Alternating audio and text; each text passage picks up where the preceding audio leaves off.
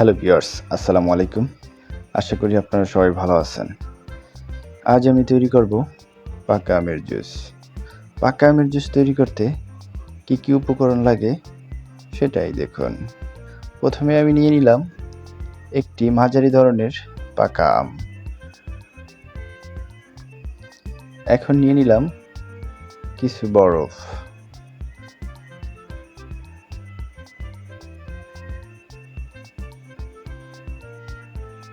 এখন দিয়ে দিব 3 টেবিল চামচ চিনি। এখানে 2টি আমের জুস হবে, তাই আমি 3 টেবিল চামচ চিনি দিলাম। আপনারা চাইলে আপনাদের স্বাদ মতো আপনারা চিনি পরিমাণটা বেশি কম দিতে পারেন। এখন দিয়ে দিলাম পরিমাণ মতো পানি।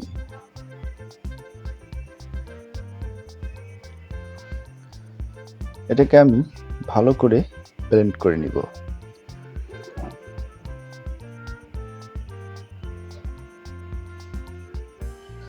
ব্লেন্ড করা হয়ে গেছে। এখন আমি 2টি গ্লাসে পরিবেশন করব।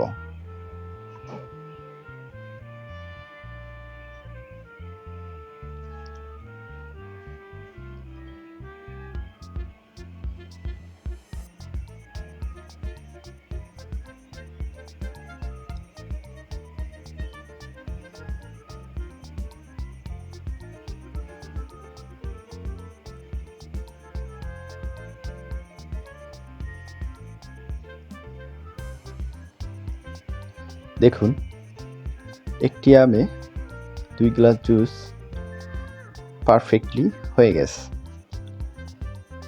এই গরমে পাকা আমের জুস খেতে খুবই সুস্বাদু হয়।